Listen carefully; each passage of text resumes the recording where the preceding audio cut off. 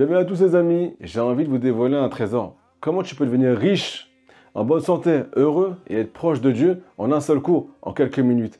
Alors tout simplement, vous avez tous compris peut-être, il s'agit ici de la honte. Tu as reçu une honte en public et tu as fermé ta bouche aussi en public. Je ne te raconte pas ce qui va t'arriver en bien si tu te tais. Et aussi dans l'autre sens, si tu ne te tais pas, qu'est-ce que tu peux perdre? On va te dévoiler dans ce cours. Deuxième cas les amis, tu n'es pas en public. Tu es tout seul à la maison, merci mon Dieu. Il n'y a personne sauf toi et ta femme.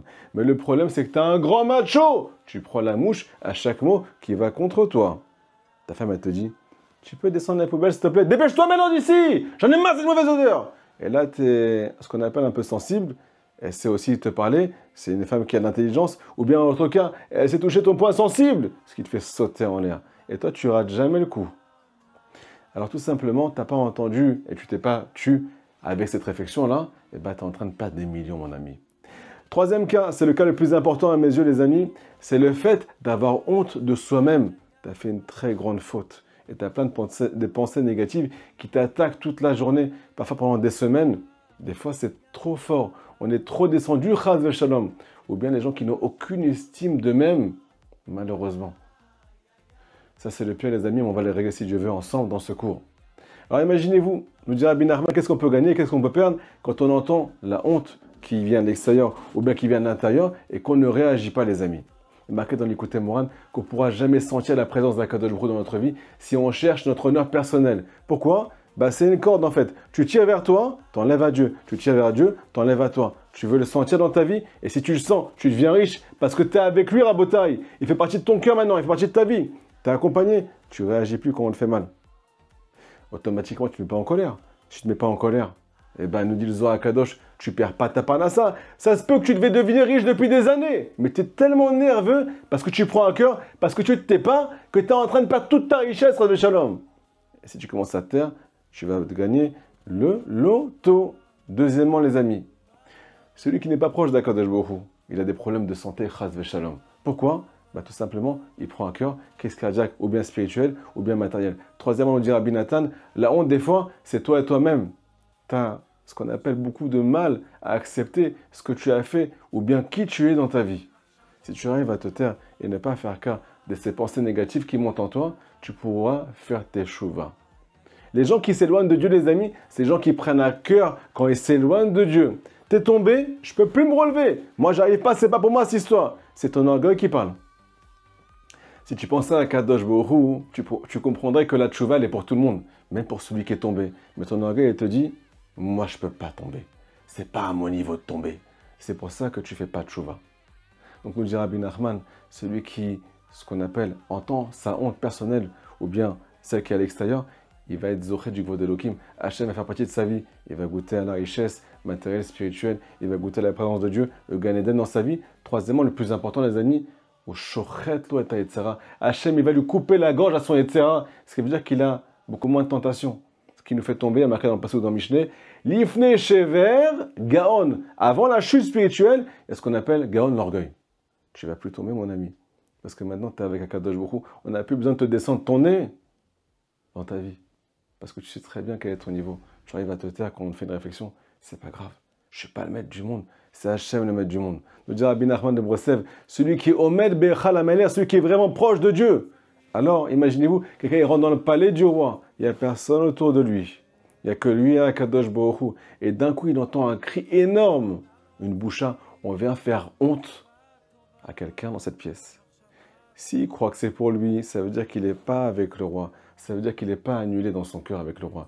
Mais s'il croit que c'est pour le roi, ça veut dire qu'il n'existe pas. Donc celui qui est vraiment proche d'Akadosh Baruch Hu, les amis, il sent pas qu'on lui parle à lui-même. Écoutez cette histoire qui est tellement forte. Est-ce que vous savez comment est né Rabbi Aaron Mikarlin? Ce rave-là, c'est un des plus grands élèves du Maggid Mizrich. Il a fait ce qu'on appelle plus de 80 000 balais de tchouva dans ce monde. Il a amené plus de 80 000 juifs à la tchouva. Comment il est né, les amis? Tout simplement, l'histoire elle commence la veille de Yom Kippour. Son papa, Rabbi Yaakov, c'était un tzaddik nistar. Il a commencé à faire l'office, c'est le chamage de la synagogue. Qu'est-ce qui s'est passé? Il a mis un peu de temps à faire la prière. À la fin de la prière, ou bien presque à la fin de la prière, il y a quelqu'un qui s'est levé et qui lui a mis comme ça 2 claques dans la figure, devant tout le monde. Il n'a pas réagi. Il a continué la prière. Après Kippour, Il y a un riche qui vient le voir. Il lui dit, je suis prêt à donner tout mon argent, tout l'or du monde, juste vends-moi ton mérite. Qu'est-ce qu'il a répondu à Rabbi Yaakov? On m'a pas tapé, on m'a rien fait, je sais pas de quoi tu parles.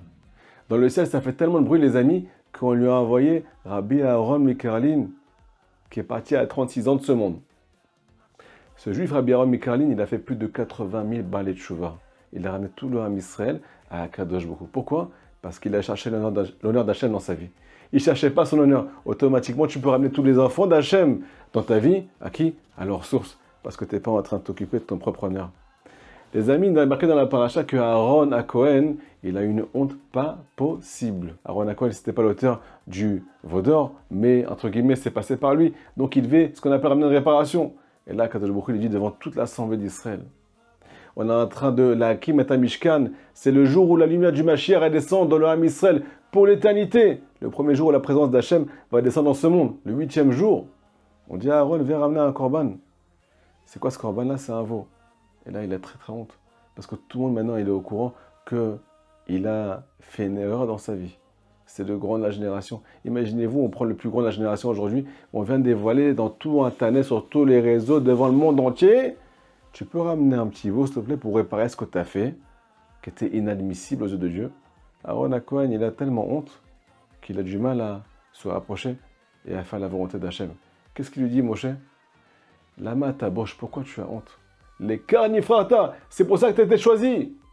Tu as été choisi pour devenir le Kohen Gadol. Alors le Harizal et Noam Elimelech, ils nous disent quelque chose de magnifique, les amis. Il faut couper cette phrase en deux. Lama tabosh, t'as honte? Les karnifrata, c'est parce que tu as honte que tu as été choisi pour devenir le Kohen Gadol, pour ramener la lumière de Dieu dans ce monde. Les amis, si on arrive à accepter ce conseil-là, de sauter à quand on nous fait honte, à la maison, des fois c'est ton conjoint, des fois c'est tes enfants, des fois c'est au travail, des fois c'est avec toi-même, ne prends plus à cœur, tu vas faire tchouva, ne prends plus à cœur, tu vas ramener de la panassa, tu vas ramener la santé, le shlambaï, tu l'as pas, parce que tu as une grande bouche. Madame et monsieur, c'est pareil. Si on fait ça, on va avoir toutes les brachot de la Torah. Aaron, il a été choisi parce qu'il était ce qu'on appelle avec de la honte. Des fois, je vais vous dire encore quelque chose de plus fort que ça, les amis. On ne sent pas notre niveau spirituel. On sent qu'on est petit. On sent qu'on ne fait pas de plaisir à Dieu. On sent qu'on est... Mamache, on n'a pas d'influence dans ce monde, par notre étude, par nos prières, ainsi de suite. Des fois, on nous protège. Pourquoi? Parce qu'on ne sent tellement pas qu'on est grand, qu'on est les plus grands aux yeux d'Akadosh Baruch Hu, et que nos prières elles montent le plus haut possible, et que notre Torah elle est tellement pure et tellement saine, parce qu'on avait ce qu'on appelle pas le nez en l'air. Hachem, il attend des gens comme ça, qui sont ce qu'on appelle avec le profil bas, mais le cœur qui est le plus haut, dirigé vers le Ham Israël et dirigé vers Kadosh Baruch Hu. Chazak Baruch les amis, Shabbat Shalom.